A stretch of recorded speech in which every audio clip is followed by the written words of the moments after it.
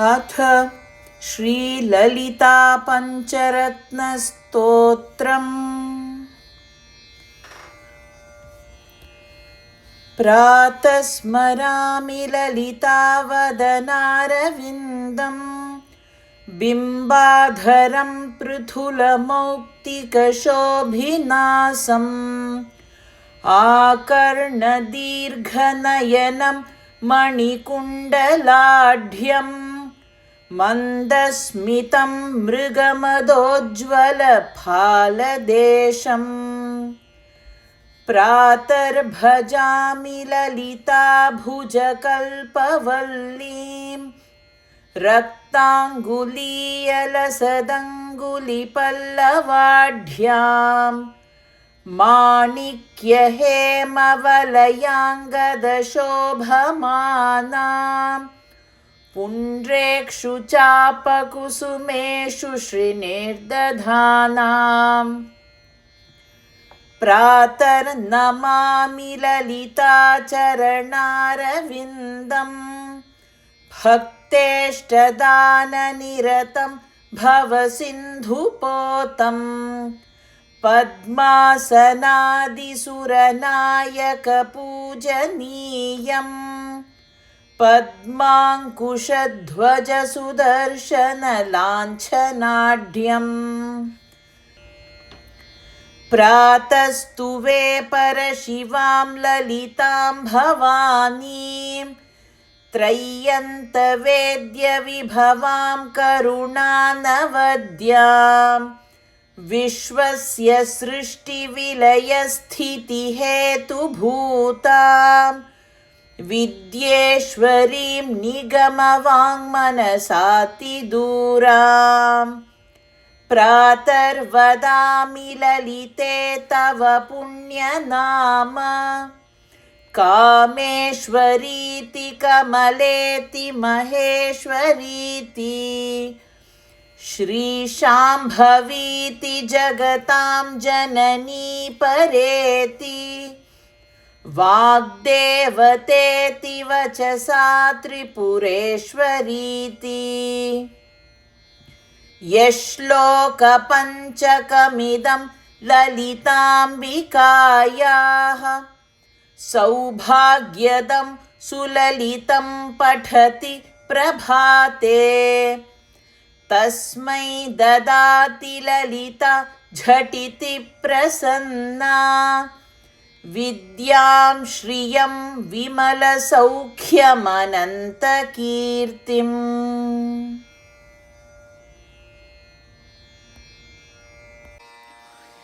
देवी कवचम्। अथ देवी कवचम्। अस्य श्रीचण्डीकवचस्य ब्रह्मा ऋषिः अनुष्टुप् छन्दः, चामुण्डा देवता, अङ्गन्यासोक्तमातरो बीजं, दिग्बन्धदेवतास्तत्त्वम्। श्रीजगदम्बा प्रीत्यर्थे सप्तशतीपाठाङ्गत्वेन जपे विनियोगः।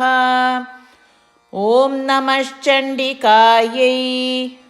मार्कण्डेय उवाच। ॐ यद्गुह्यं परमं लोके सर्वरक्षाकरं नृणाम्, यन्न कस्यचिदाख्यातं तन्मे ब्रूहि पितामह। ब्रह्मोवाच। अस्ति गुह्यतमं विप्र सर्वभूतोपकारकं, देव्यास्तु कवचं पुण्यं तच्छृणुष्व महामुने।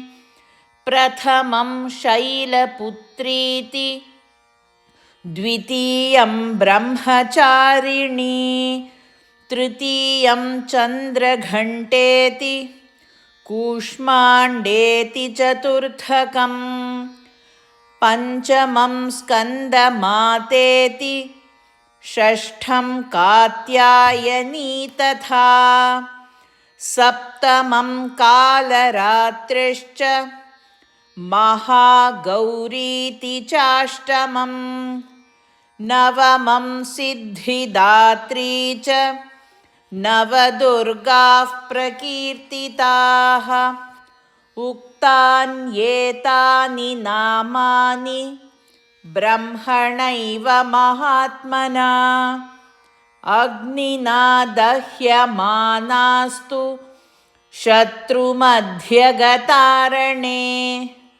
विषमे दुर्गमे चैव भयार्ताः शरणं गताः न तेषां जायते किञ्चित् अशुभं रणसङ्कटे आपदं न च पश्यन्ति शोकदुःखभयङ्करीं यैस्तु भक्त्या स्मृता नित्यं तेषां वृद्धिः प्रजायते ये त्वां स्मरन्ति देवेशि रक्षसि तान्न संशयः प्रेतसंस्था तु चामुण्डा वाराही महिषासना ऐन्द्रीगजसमारूढा वैष्णवी गरुडासना नारसिंही महावीर्या शिवदूती महाबला माहेश्वरी वृषारूढा कौमारी शिखिवाहना लक्ष्मीः पद्मासना देवी पद्महस्ता हरिप्रिया श्वेतरूपधरा देवी ईश्वरी वृषवाहना ब्राह्मी हंससमारूढा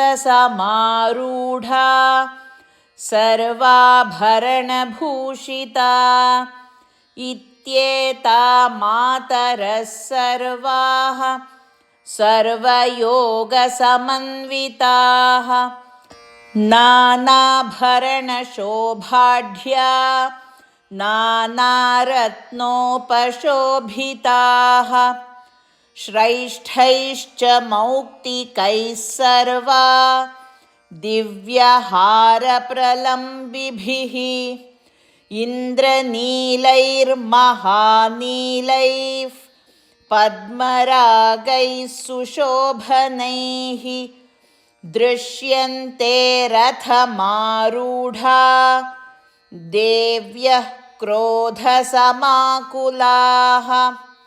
शङ्खं चक्रं गदां शक्तिं हलं च मुसलायुधं खेटकं तोमरं चैव परशुं पाशमेव च कुन्तायुधं त्रिशूलं च शार्ङ्गमायुधमुत्तमं दैत्यानां देहनाशाय भक्तानामभयाय च धारयन्त्यायुधानीत्थं देवानां च हिताय वै नमस्तेऽस्तु महारौद्रे महाघोरपराक्रमे महाबले महोत्साहे महाभयविनाशिनी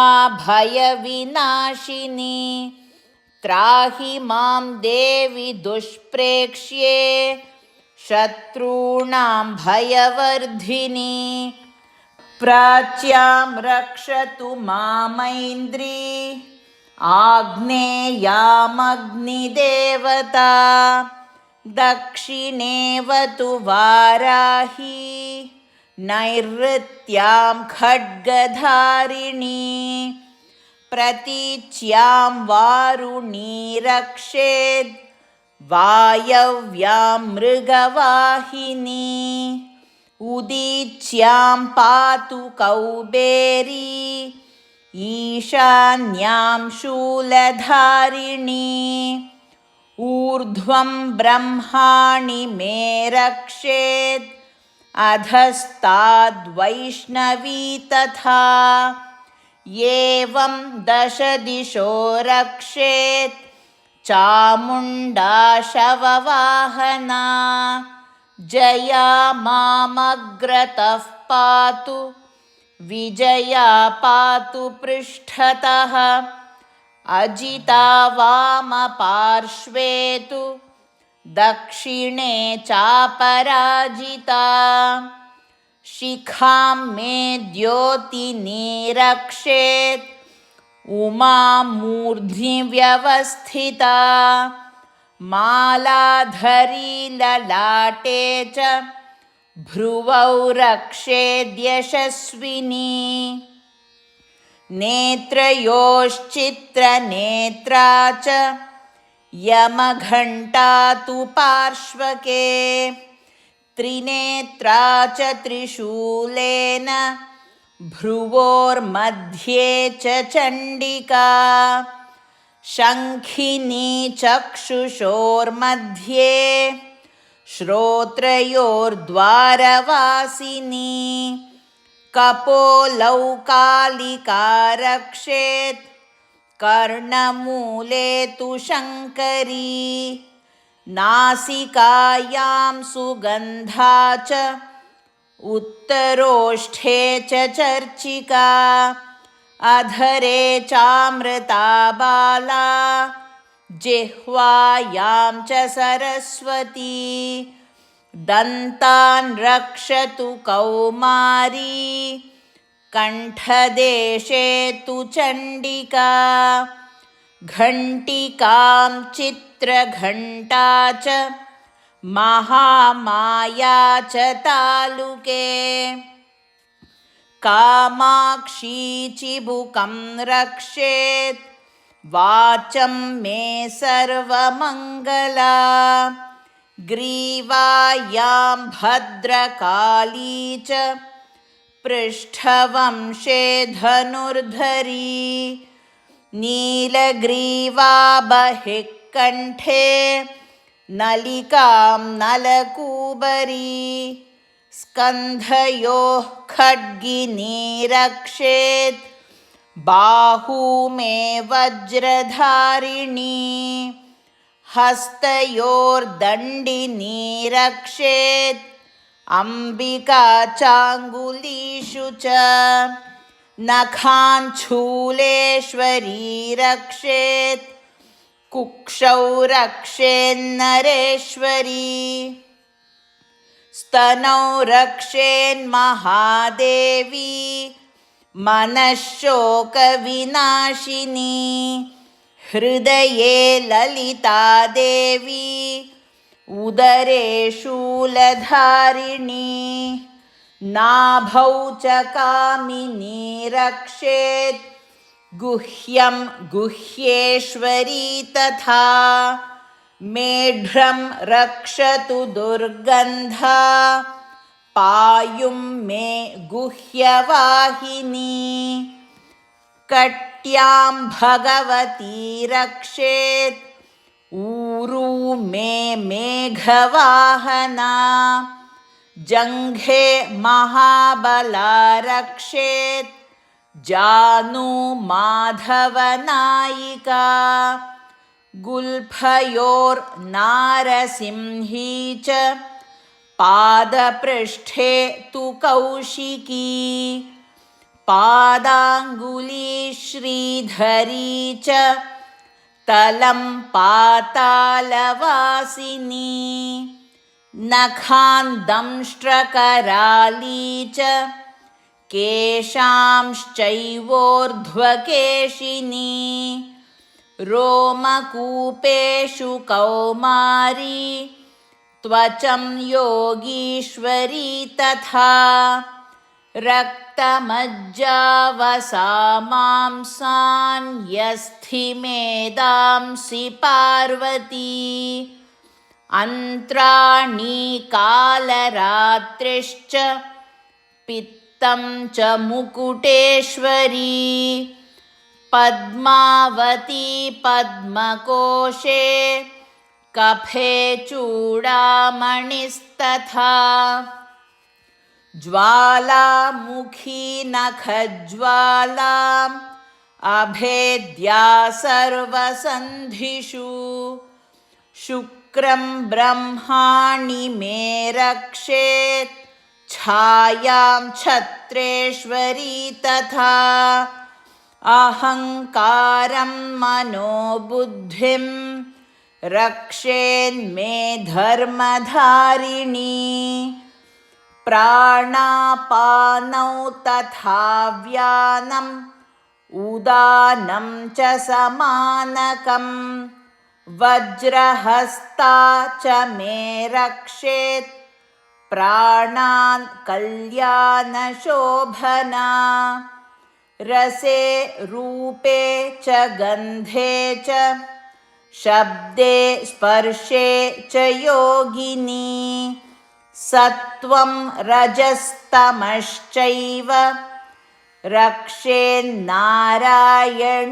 सदा आयुरक्षतु वाराही धर्मं रक्षतु पार्वती यशः कीर्तिं च लक्ष्मीं च सदा रक्षतु वैष्णवी गोत्रमिन्द्राणि मे रक्षेत् पशून् रक्षेच्च चण्डिका पुत्रान् रक्षेन्महालक्ष्मीर्भार्यां रक्षतु भैरवी धनेश्वरी धनं रक्षेत् कौमारी कन्यकां तथा पन्थानं सुपथा रक्षेत् मार्गं क्षेमङ्करी तथा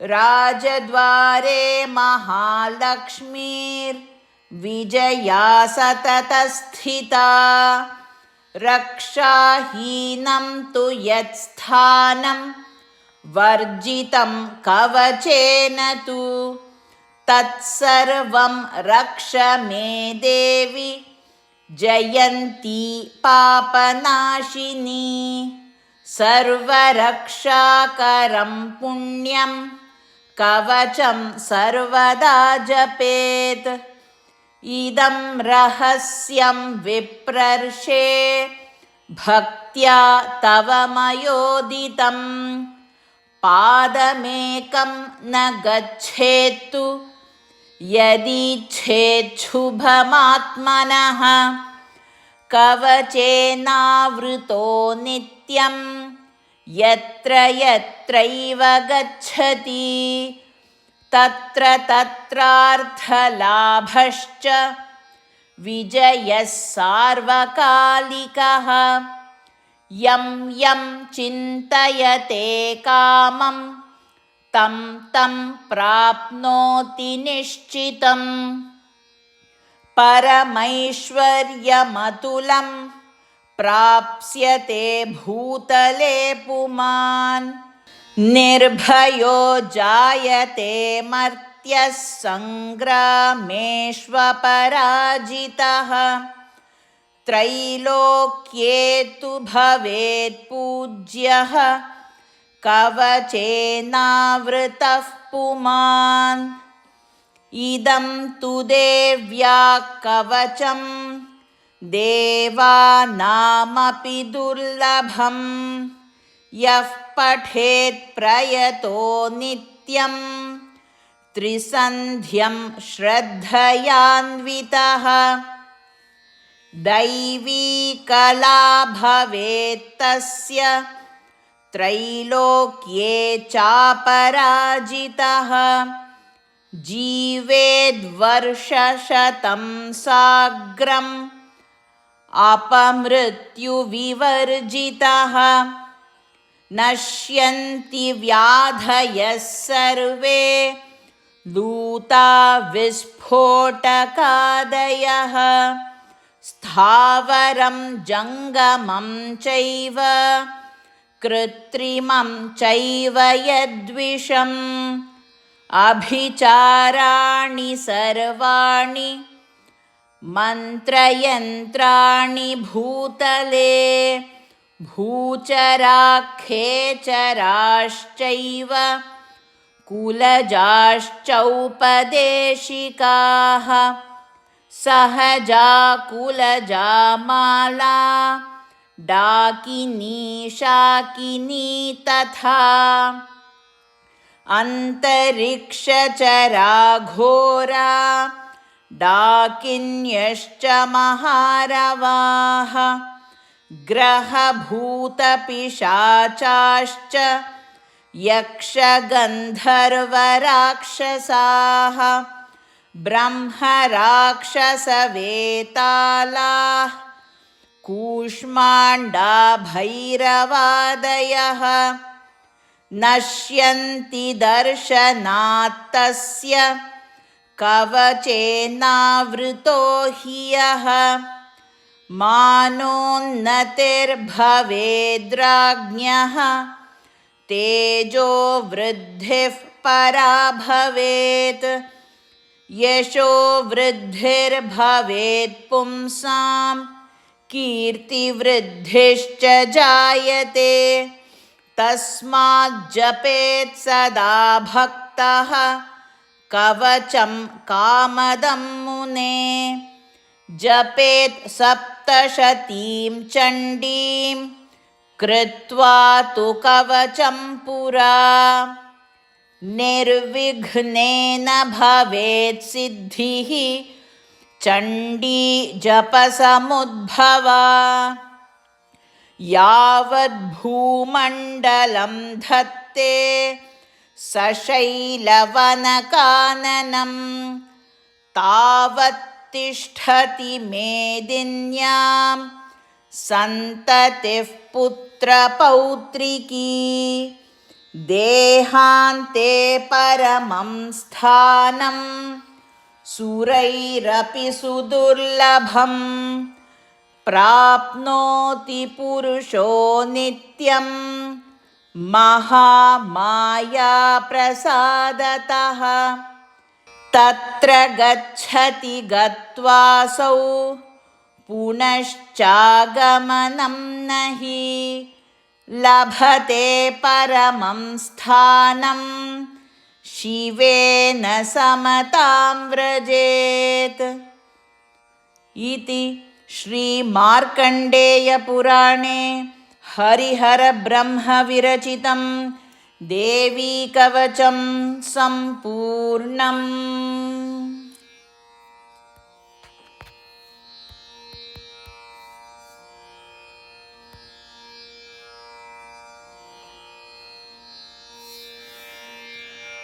अर्गलास्तोत्रम्। अथ अर्गलास्तोत्रम्। ॐ अस्य श्री अर्गलास्तोत्रमन्त्रस्य विष्णुर्ऋषिः अनुष्टुप् श्रीमहालक्ष्मीर्देवता श्रीजगदम्बा प्रीतये सप्तशतीपाठाङ्गत्वेन जपे विनियोगः। ॐ नमश्चण्डिकायै। मार्कण्डेय उवाच। ॐ जय त्वं देवि चामुण्डे जय भूतापहारिणि जय सर्वगते देवि कालरात्रि नमोऽस्तुते। जयन्ती मङ्गला काली भद्रकाली कपालिनी दुर्गा शिवा क्षमा धात्री स्वाहा स्वधा नमोऽस्तुते। मधुकैटभविध्वंसि विधातृवरदे नमः। रूपं देहि जयं देहि यशो देहि द्विषो जहि। महिषासुरनिर्नाशि भक्तानां सुखदे नमः। रूपं देहि जयं देहि यशो देहि द्विषो जहि। धूम्रनेत्रवधे देवि धर्मकामार्थदायिनि। रूपं देहि जयं देहि यशो देहि द्विषो जहि रक्तबीजवधे देवि चण्डमुण्डविनाशिनि रूपं देहि जयं देहि यशो देहि द्विषो जहि निशुम्भशुम्भनिर्नाशि त्रैलोक्यशुभदे नमः रूपं देहि जयं देहि यशो देहि द्विषो जहि वन्दिताङ्घ्रियुगे देवि सर्वसौभाग्यदायिनि रूपं देहि जयं देहि यशो देहि द्विषो जहि अचिन्त्यरूपचरिते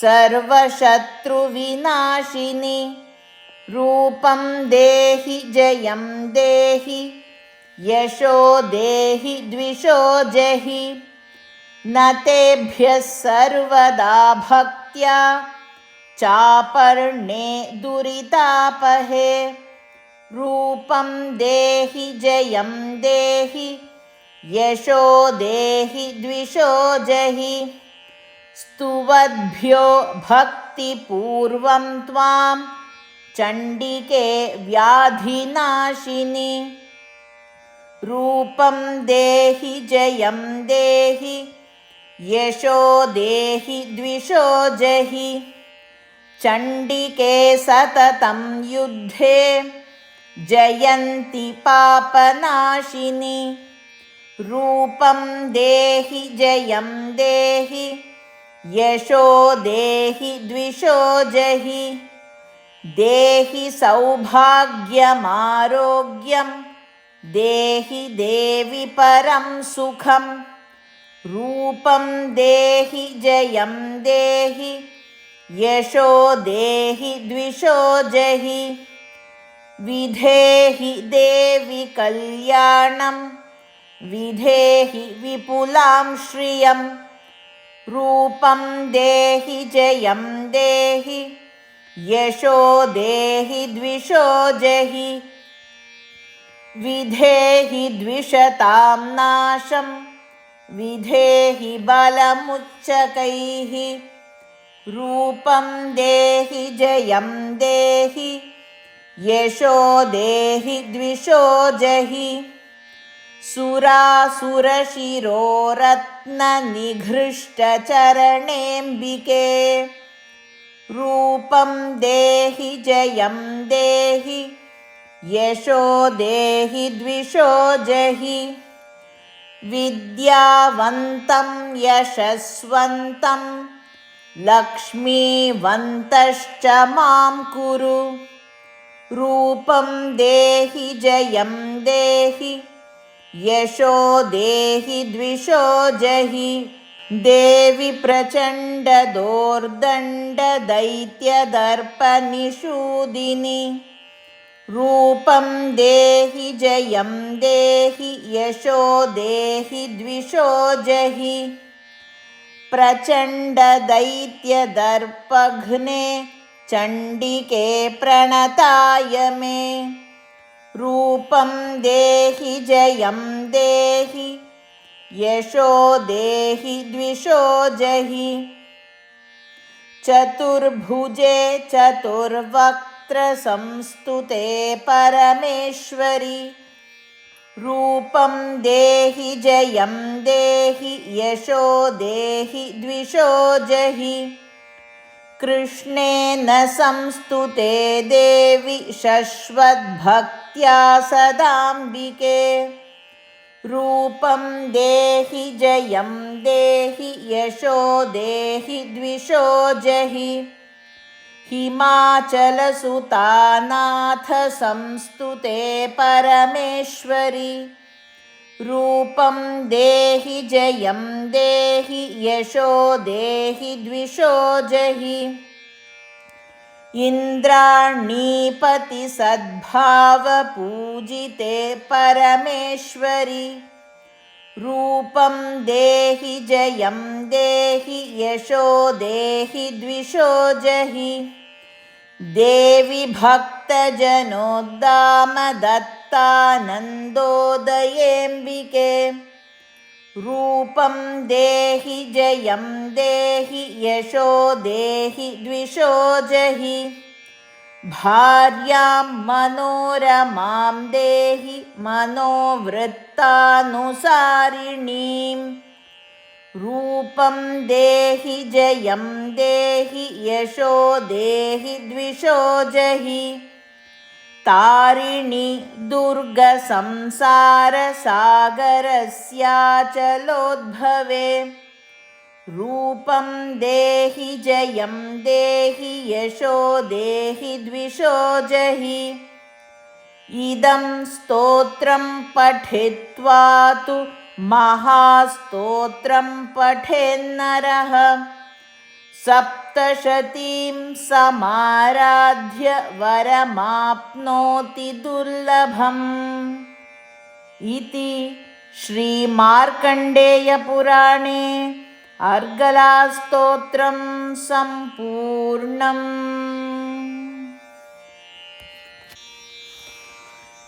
कीलकस्तोत्रम्। अथ कीलकस्तोत्रम्। ॐ अस्य श्रीकीलकमन्त्रस्य शिवऋषिः अनुष्टुप् छन्दः श्रीमहासरस्वती देवता श्रीजगदम्बा प्रीत्यर्थे सप्तशतीपाठाङ्गत्वेन जपे विनियोगः। ॐ नमश्चण्डिकायै। मार्कण्डेय उवाच। ॐ विशुद्धज्ञानदेहाय त्रिवेदी दिव्यचक्षुषे श्रेयः प्राप्तिनिमित्ताय नमः सोमार्धधारिणे। सर्वमेतद्विजानीयान् मन्त्राणामपि कीलकम् सोऽपि क्षेममवाप्नोति सततं जप्य तत्परः। सिद्ध्यन्त्युच्चाटनादीनि कर्माणि सकलान्यपि एतेन स्तुवतां देवीं स्तोत्रवृन्देन भक्तितः। न मन्त्रो नौषधं तस्य न किञ्चिदपि विद्यते विना जप्येन सिद्ध्येत्तु सर्वमुच्चाटनादिकम्। समग्राण्यपि सेत्स्यन्ति लोकशङ्कामिमां हरः। कृत्वा निमन्त्रयामास सर्वमेवमिदं शुभम्। स्तोत्रं वै चण्डिकायास्तु तच्च गुह्यं चकारसः। समाप्नोति स पुण्येन तां यथावन्निमन्त्रणाम्। सोऽपि क्षेममवाप्नोति सर्वमेव न संशयः।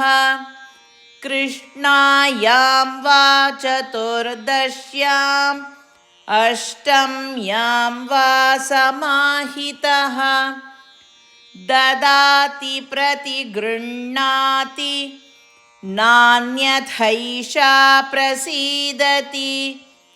इत्थं रूपेण कीलेन महादेवेन कीलितं। यो निष्कीलां विधायैनां चण्डीं जपति नित्यशः स सिद्धः स गणः सोऽथ गन्धर्वो जायते ध्रुवम्। न चैवापाटवं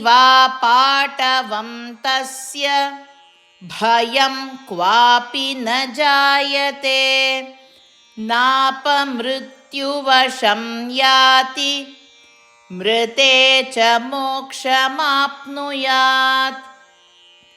ज्ञात्वा प्रारभ्य कुर्वीत ह्यकुर्वाणो विनश्यति ततो ज्ञात्वैव सम्पूर्णम् इदं प्रारभ्यते बुधैः सौभाग्यादि च यत्किञ्चित् दृश्यते ललनाजने तत्सर्वं तत्प्रसादेन तेन जप्यमिदं शुभम् शनैस्तु जप्यमानेऽस्मिन्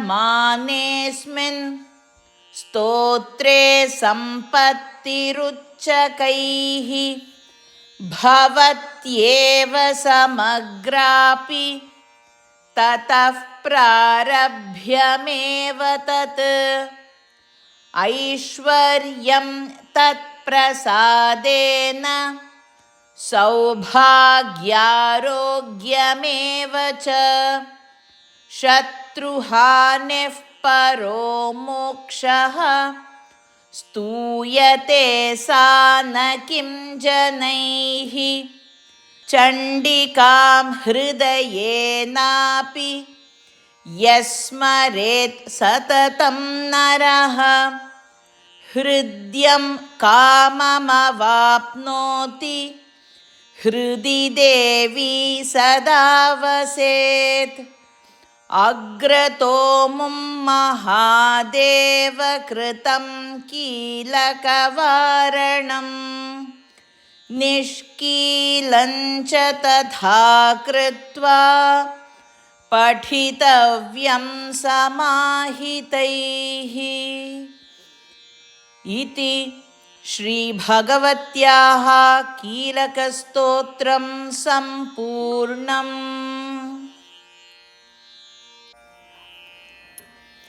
रात्रिसूक्तम्। अथ रात्रिसूक्तम्। रात्रिदेवीं प्रपद्येऽहं शरणागतवत्सलां कराळवदनां कृष्णां दुष्टग्रहविनाशिनीं नमामि खड्गहस्तां तां खेटहस्तां भयानकां वरदाभयहस्तां च भक्तलोकभयापहां शूलहस्तां शङ्खचक्रगदा चापेषुधारिणीं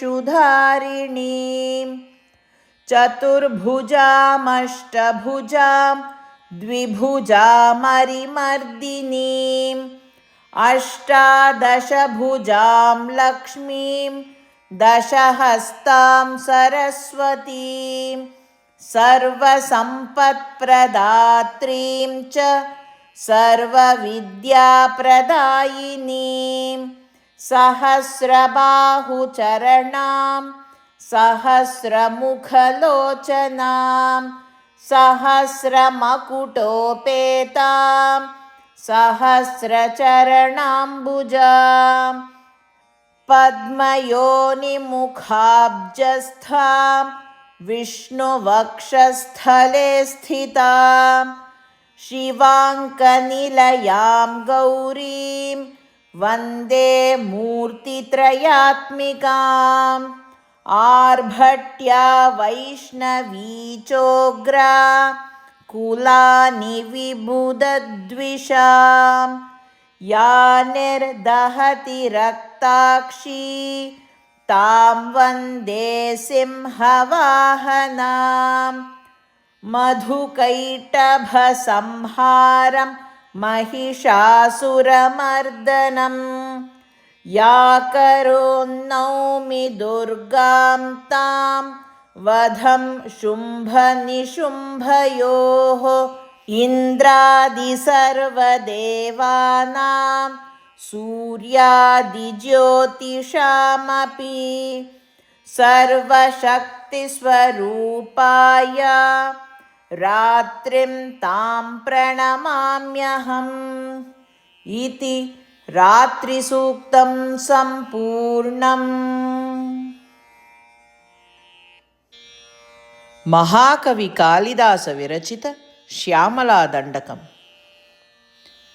अथ श्यामलादण्डकम्। ध्यानम्। माणिक्यवीणामुपलालयन्तीं मदालसां मञ्जुळवाग्विलासां माहेन्द्रनीलद्युतिकोमलाङ्गीं मातङ्गकन्यां मनसा स्मरामि। चतुर्भुजे चन्द्रकलावतंसे कुचोन्नते कुङ्कुमरागशोणे पुण्ड्रेक्षुपाशाङ्कुशपुष्पबाणहस्ते नमस्ते जगदेकमातः।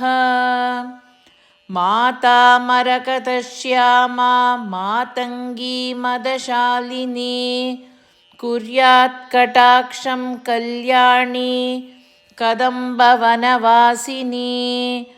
जय मातङ्गतनये जय नीलोत्पलद्युते जय सङ्गीतरसिके जय लीलाशुकप्रिये।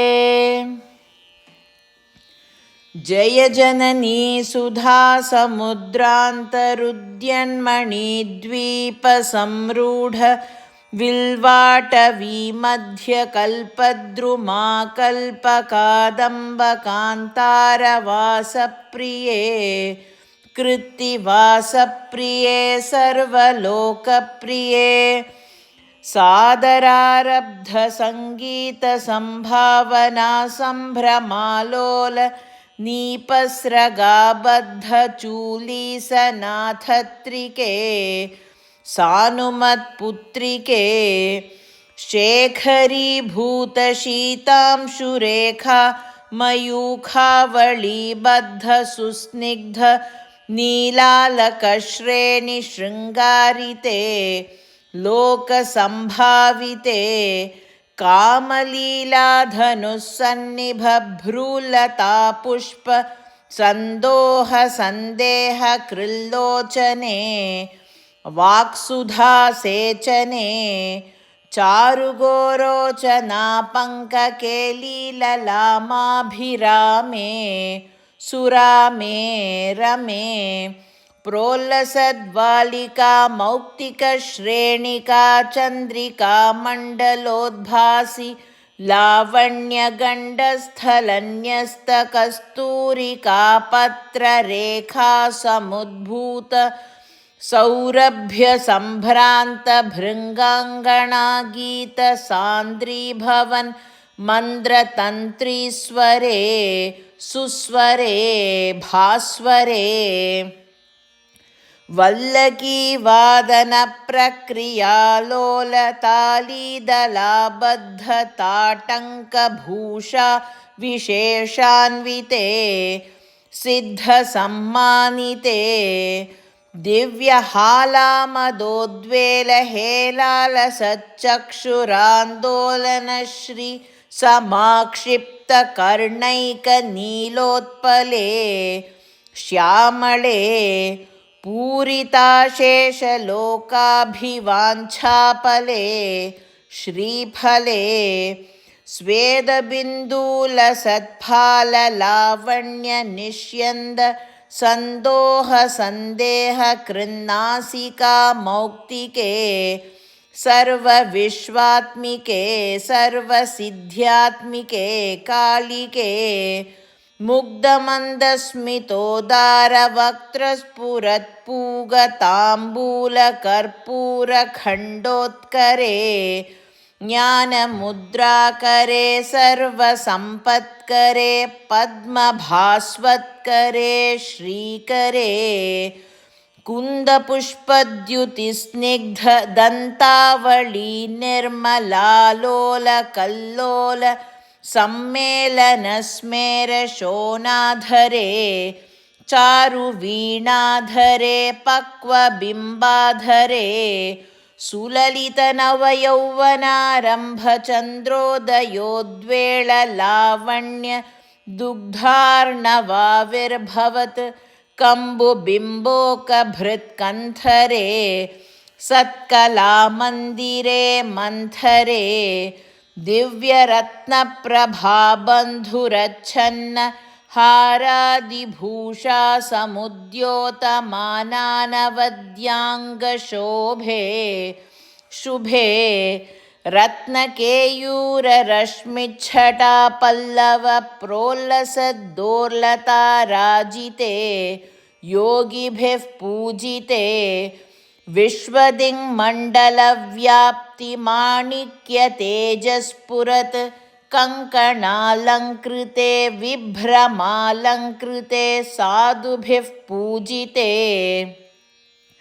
वासरारम्भवेळासमुजृम्भमाणारविन्द प्रतिद्वन्द्विपाणिद्वये सन्ततोद्यद्दये अद्वये दिव्यरत्नोर्मिकादीधितिस्तोमसन्ध्यायमानाङ्गुलि पल्लवोद्यन्नखेन्दुप्रभामण्डले सन्नुताकण्डले चित्प्रभामण्डले प्रोल्लसत्कुण्डले तारकाराजिनीकाशहारावळिस्मेरचारुस्तनाभोग भारानमन्मध्य वल्लीवलिच्छेदवीचीसमुद्यत्समुल्लास सन्दर्शिताकार सौन्दर्यरत्नाकरे वल्लकीभृत्करे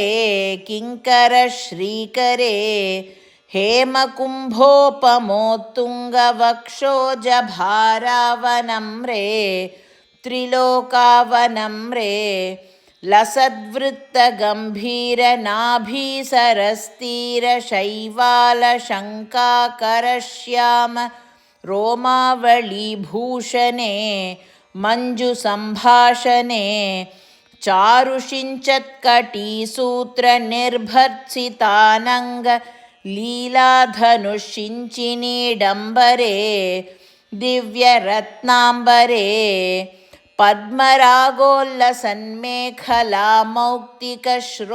पद्मरागोल्लसन्मेखलामौक्तिकश्रोणिशोभाजित स्वर्णभूभृत्तले चन्द्रिकाशीतले विकसितनवकिंशुकाताम्रदिव्यांशुकच्छन्न चारूरुशोभापराभूत सिन्दूरशोणायमानेन्द्रमातङ्गहस्तार्गळे वैभवानर्गळे श्यामळे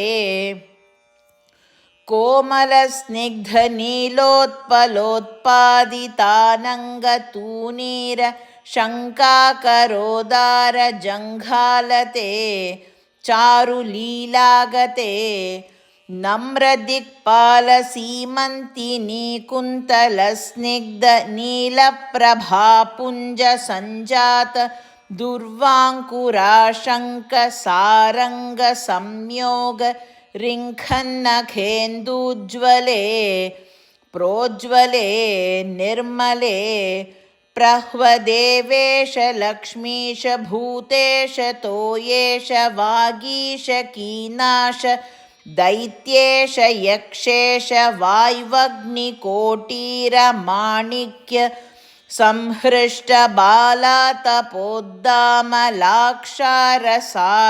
संहृष्टबालातपोद्दामलाक्षारसारुण्यतारुण्य लक्ष्मीगृहीताङ्घ्रिपद्मे सुपद्मे उमे सुरुचिरनवरत्नपीठस्थिते सुस्थिते रत्नपद्मासने रत्नसिंहासने शङ्खपद्मद्वयोपाश्रिते विश्रुते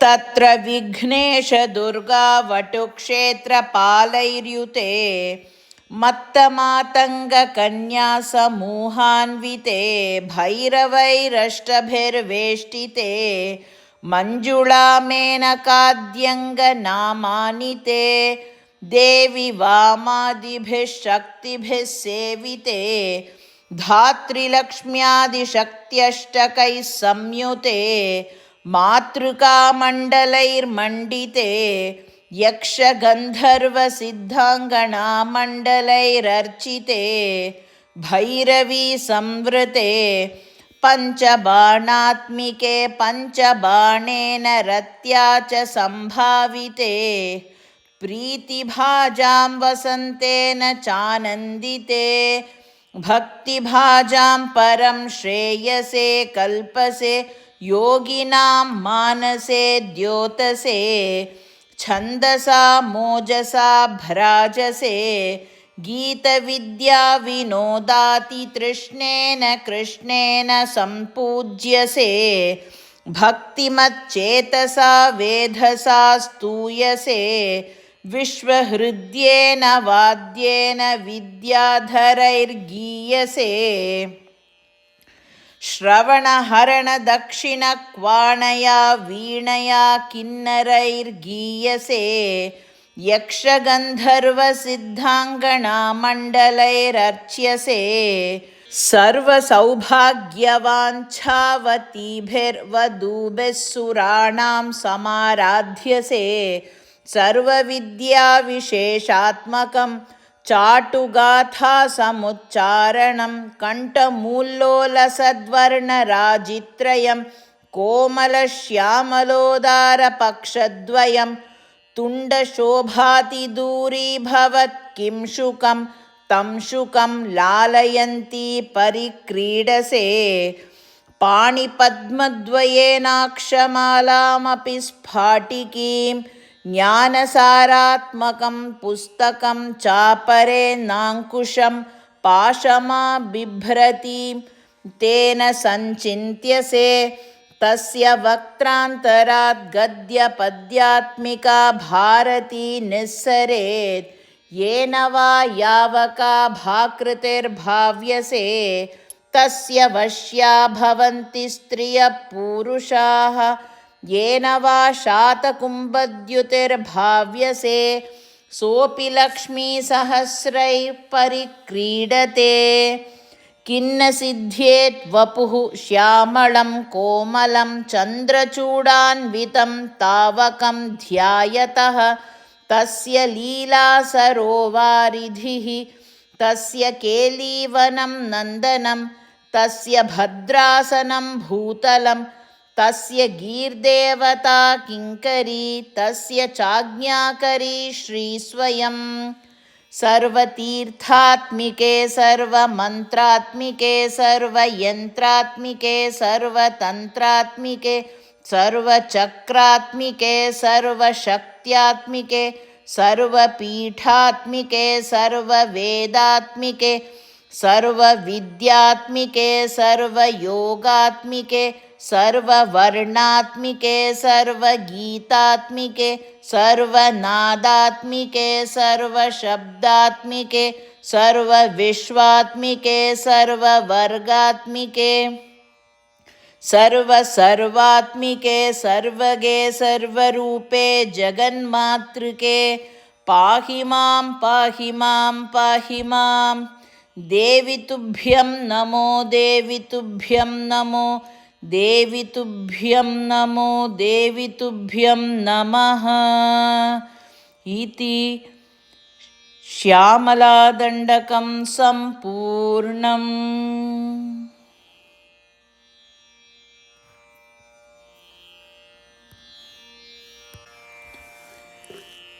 श्रीमद् शङ्कराचार्य कृत श्री कनकधारा स्तोत्रम्।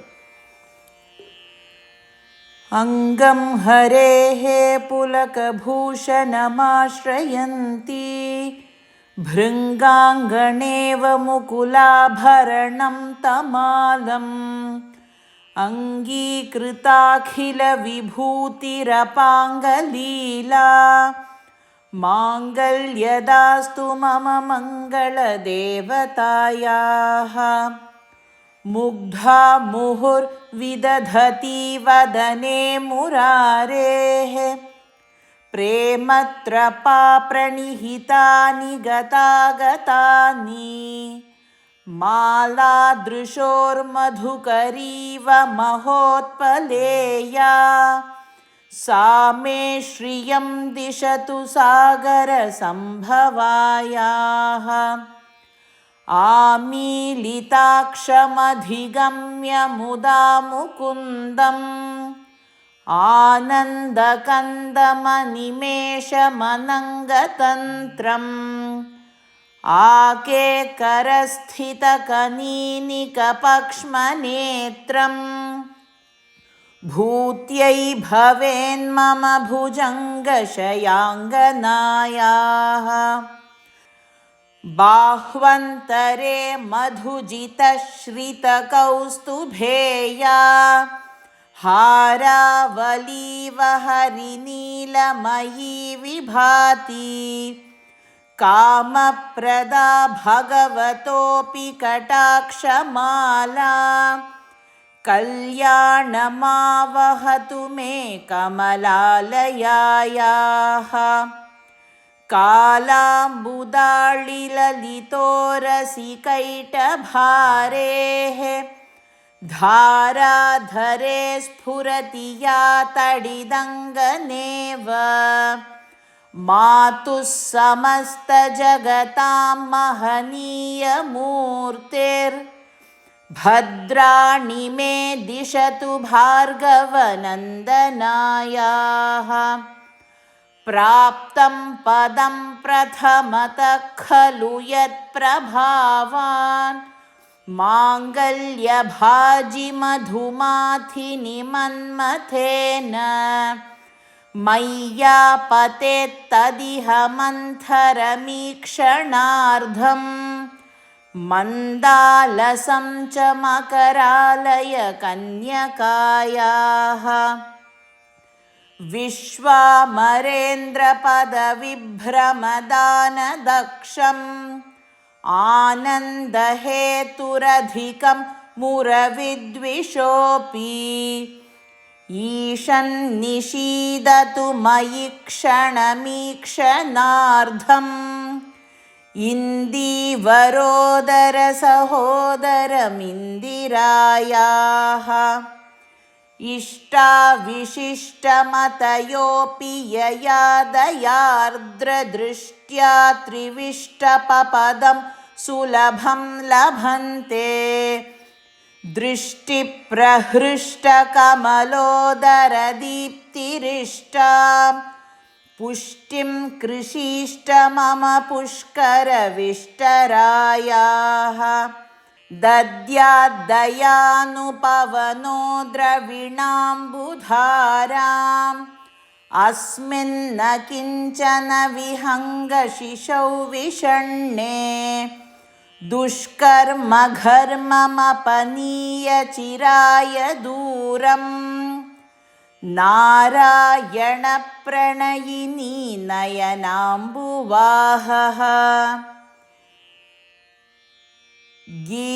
गीर्देवतेति गरुडध्वजसुन्दरीति शाकम्भरीति शशिशेखरवल्लभेति सृष्टिस्थितिप्रलयकेलिषु संस्थितायै तस्यै नमस्त्रिभुवनैकगुरोस्तरुण्यै श्रुत्यै नमोऽस्तु शुभकर्मफलप्रसूत्यै रत्यै नमोऽस्तु रमणीयगुणार्णवायै शक्त्यै नमोऽस्तु शतपत्रनिकेतनायै पुष्ट्यै नमोऽस्तु पुरुषोत्तमवल्लभायै नमोऽस्तु नालीकनिभाननायै नमोऽस्तु दुग्धोदधिजन्मभूम्यै नमोऽस्तु सोमामृतसोदरायै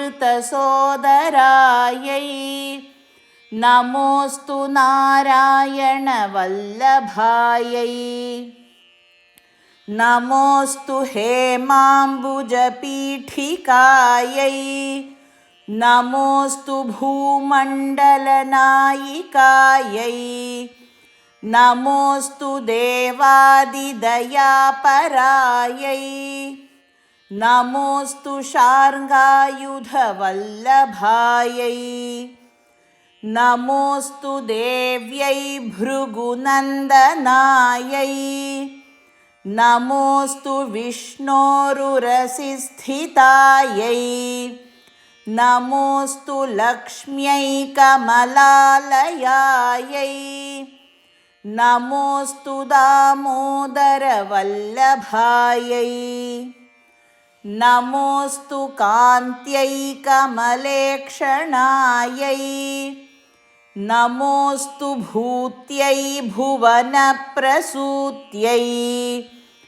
नमोऽस्तु देवादिभिरर्चितायै नमोऽस्तु नन्दात्मजवल्लभायै सम्पत्कराणि सकलेन्द्रियनन्दनानि साम्राज्यदानविभवानि सरोरुहाक्षी त्वद्वन्दनानि दुरिताहरणोद्यतानि मामेव मातरनिशं कलयन्तु मान्ये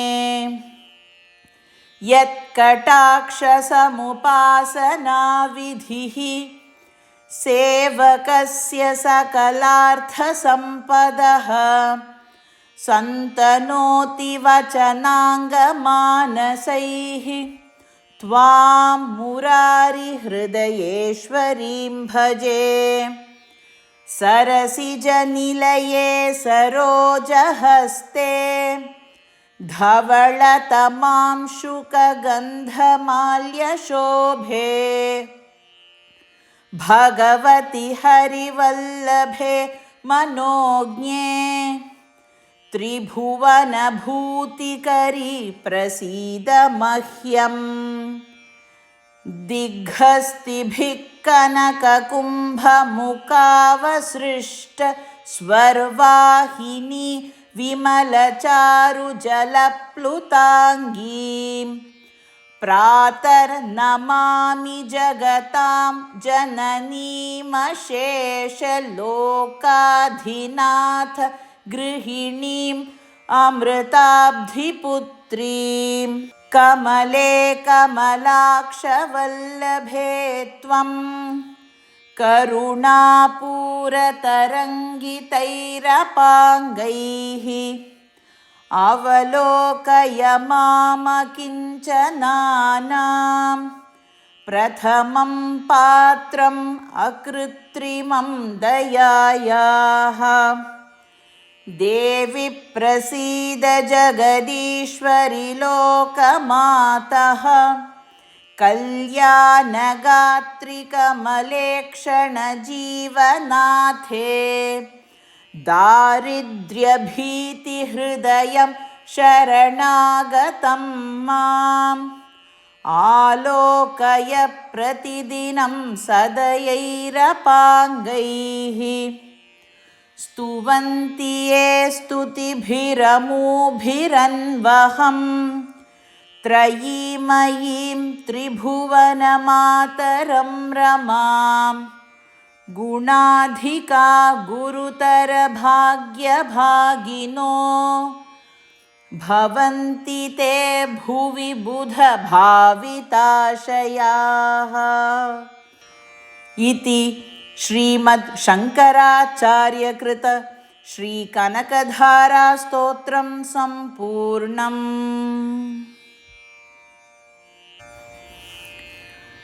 देवी क्षमा प्रार्थना। अपराधसहस्राणि क्रियन्ते हर्निशं मया दासोऽयमिति मां मत्वा क्षमस्व परमेश्वरि। आवाहनं न जानामि विसर्जनं पूजां चैव न जानामि क्षम्यतां परमेश्वरि। मन्त्रहीनं क्रियाहीनं भक्तिहीनं सुरेश्वरि।